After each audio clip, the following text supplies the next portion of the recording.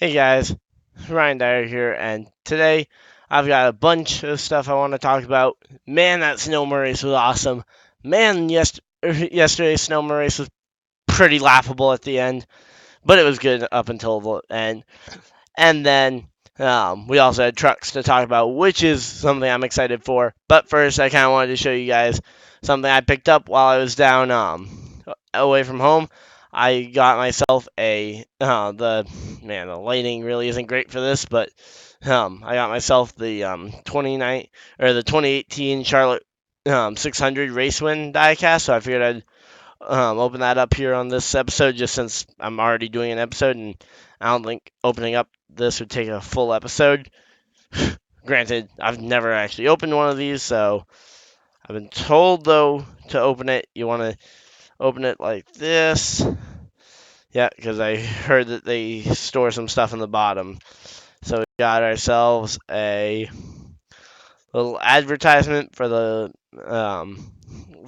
people that make it. So that's pretty cool. Collector's card with all the race stats and everything, like start position, how many laps led, and everything. That's pretty cool. Yeah, so that's pretty cool. We got a win sticker, which actually got a little bit beat up, but yeah, the little green and white checkered flag win sticker. That's pretty cool. Might go put that in a notebook for something for college. And then a little bag of confetti, which is that I think that's also pretty cool.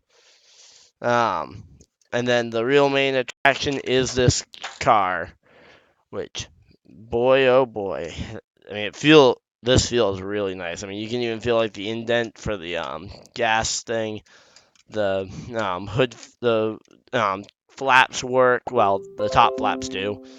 Um, but yeah, and then the front end, you can really feel it really well. But I'm going to take it off the stand here and add it to my collection back there. It'll actually be noticeable now that I actually have a collection going over there. Um, let's see if I can use this bigger one. There we go.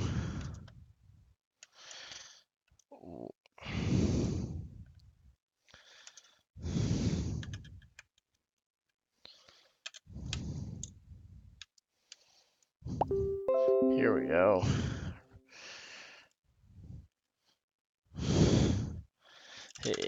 Yeah, sorry about this. Is kind of the more boring part of the video, but we'll get right into the race. I just didn't want to do too much editing right now, just because I don't have all the stuff set up, and I don't have an easy way to transfer it over from one computer to the next. So, um, yeah, so you guys will just have to kind of put up with this for now. I won't be doing this too often, so everybody's complaining about the results of the race, and I think it was an amazing race. By the way, the Sonoma race that just wrapped up, literally like a couple of minutes before I started recording this thing. I literally just went to go grab the recommended set of stuff. But yeah, I mean this thing. I mean the tires feel really nice. Oh, the tires actually can turn. Wow, that's really cool. And then the back tires don't turn, which is kind of understandable. But yeah, really cool. Um, Sergeant Toth, you are gonna be going right over here. Now we got a real big car there, kind of blocking my other cars, but I'll organize that later. And let's get into to the real content here. So, um, so today, or let's start off with the first race I watched, which was the K&N Snowmobile race.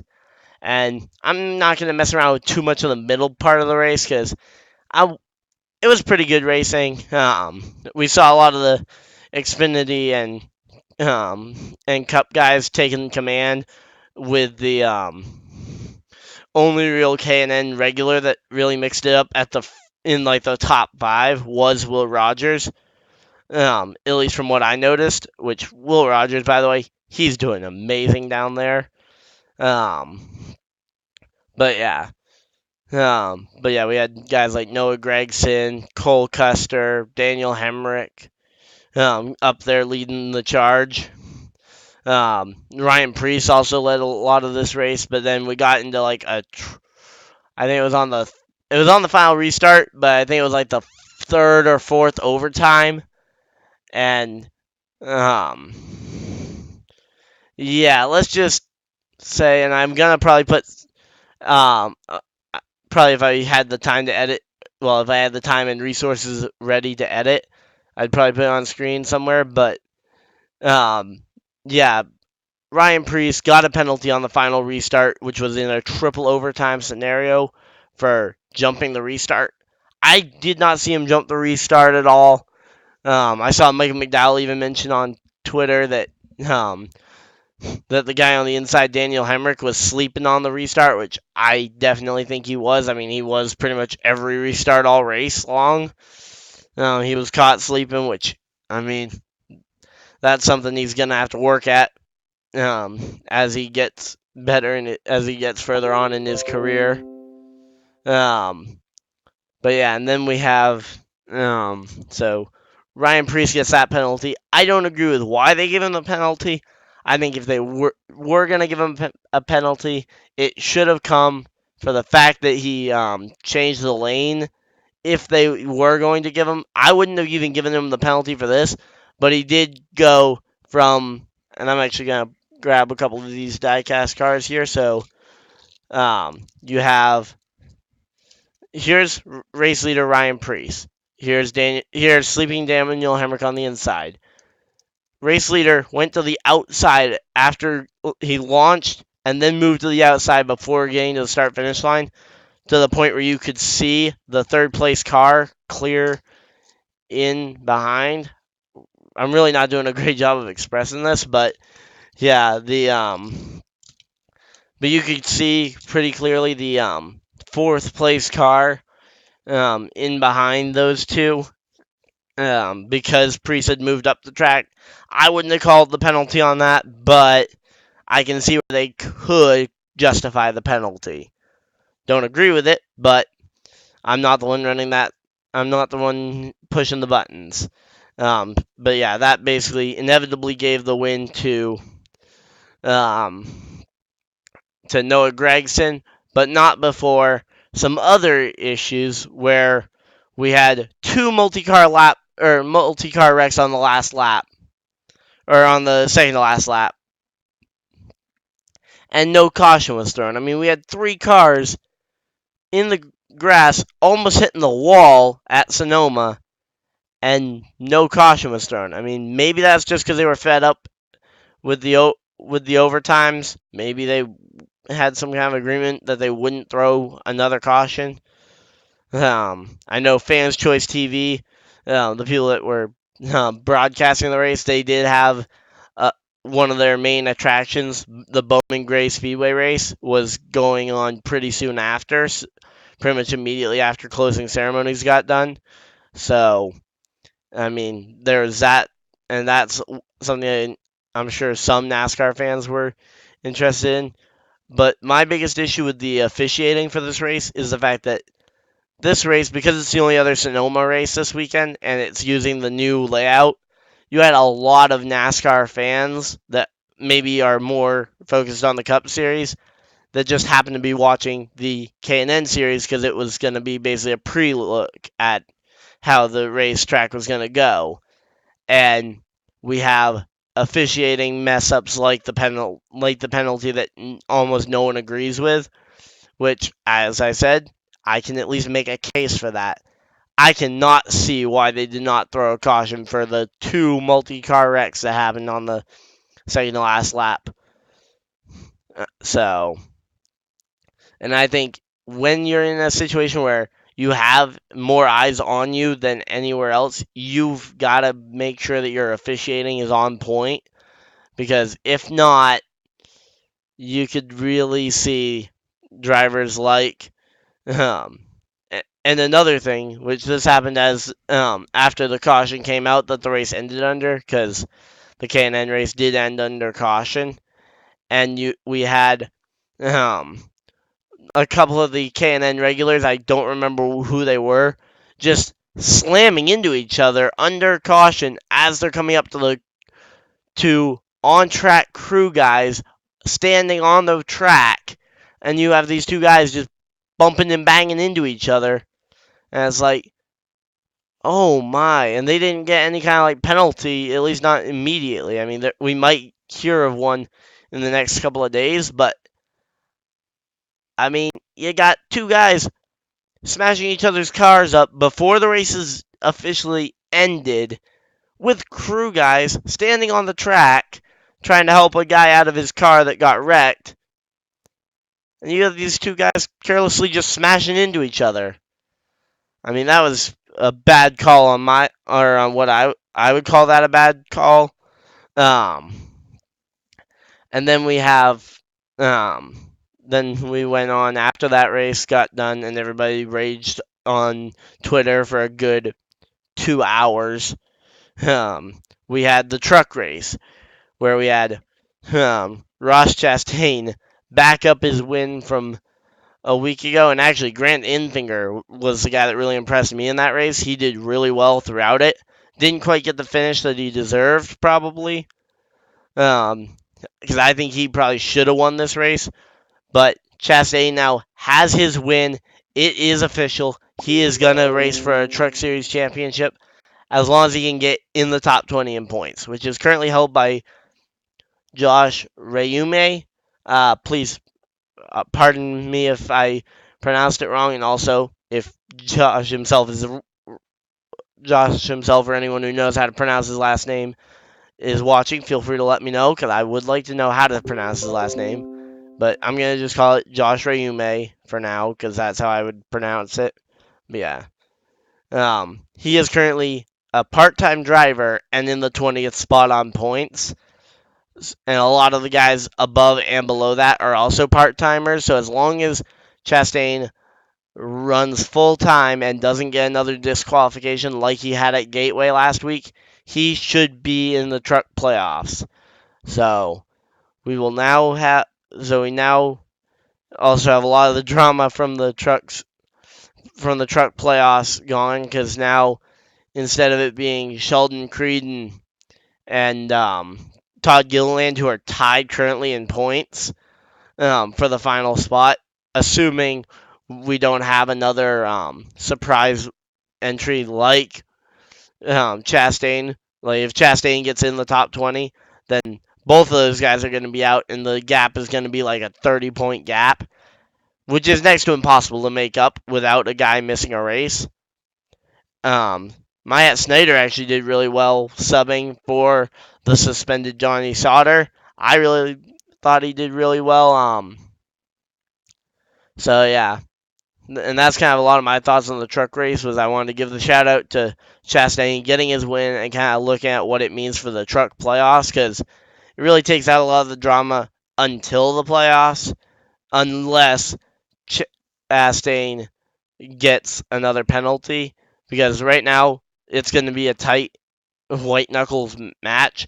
But if Chastain gets in the top 20 in points, which it looks like he will probably be able to do pretty easily, especially if he gets another win, then it will be a very tough. Then it'll be a tough fight. But if not, if he gets in the top 20 and stays there, then we're stuck with the fact that, oh yeah, both Gilliland and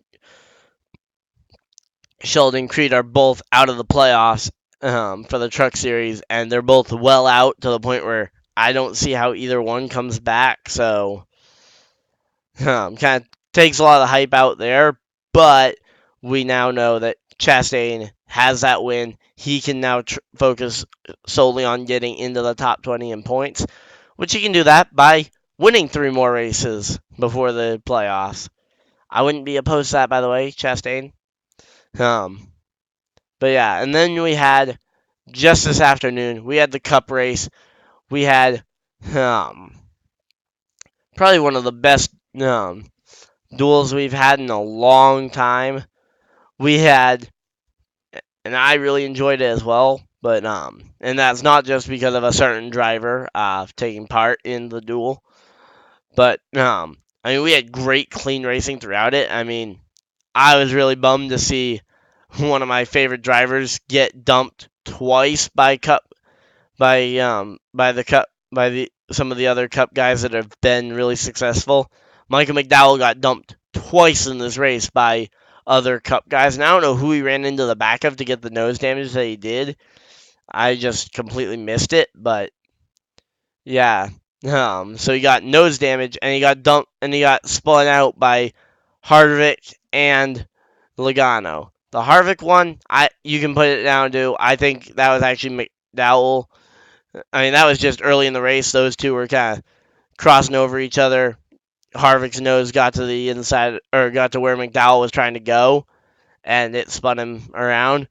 But we had no actual cautions for anything other than the stages. And we had one of the best finishes of the year. One of the best finishes of the year. I absolutely loved it. And despite the fact we had 4 lead changes and 3 different leaders, and the margin of victory was something like 1.5 seconds, this was an awesome race. I mean, you had the entire, I think, last 15, 20 laps were a hands up fight between Kyle Busch and MTJ, two of the best in the sport right now. And you had them dueling it out across both left and right hand turns at Sonoma with the carousel. Carousel being back.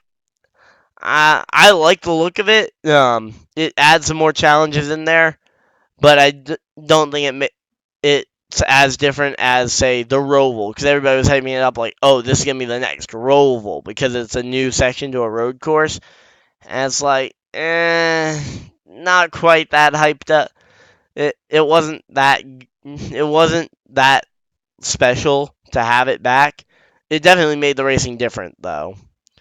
Like the K&N series, I think highlighted the difference in having having the carousel there really great because Noah Gragson actually was diving to the inside of everybody on that corner. I mean, I think he passed like 30 people in that corner throughout the race yesterday.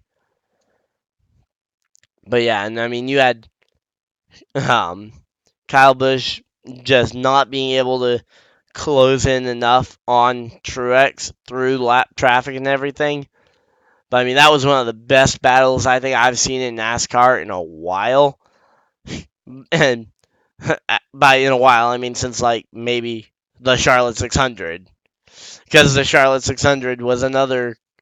I mean, it was an overtime finish, or it was a short run at the end of the race, but we had 4 wide for the lead, which is another thing that can make it. But I think on a road course, I prefer seeing this kind of dueling through the S's and everything. I mean, even on an oval, this type of racing is pretty cool, despite the fact that cautions, I think, are a little bit better when they're on an oval versus on a road course. Like, I think cautions on a road course just should be left to a bare minimum, which is why I was not a fan of how how they finished off that the Sonoma race in the K&N series, because they had like 4 overtimes. But yeah, but great battle. Good job MTJ on getting that win. Good effort to Kyle Busch there getting second place, and I know I'm gonna get a bunch of people hating on me, both for the diecast and for saying that Kyle Busch did really well there. But I mean, you got to give him props. He knows how to drive a race car. And if I could have found it, I probably would have gotten MTJ's Coke 600 win as well, because that was another dominating win. But yeah, so that's kind of a lot of what I had to say. Hopefully you guys have enjoyed it. Links down below in the description to my Patreon, where you guys can support the channel. Don't feel obligated to actually donate, but I do have some other vlogs up there that are. I have a vlog up there right now that's only available on publicly there. You don't have to donate to see it, but it's only available over there for my Richmond Karting Speedway, at least the full version. I have a shortened down version on my channel. But yeah, and then you guys can check out over there. I'm working on some other perks as well to add there. So don't worry if you feel like I'm that the that Patreon isn't quite what you need, what you're looking for right now. I am working on getting some more perks. I just need to um, hash out a couple things behind the scenes. Working on some pretty cool projects coming up. So if you guys enjoyed the video, like it, and subscribe to see some of my future projects that I'm working on.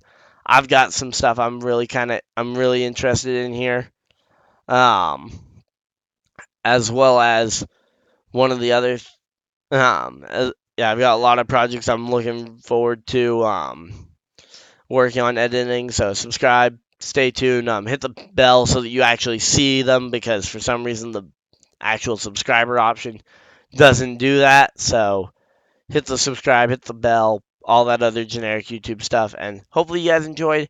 And thank you guys for watching. I'm sorry for being so long-winded. I'll let you guys go enjoy the rest of your day.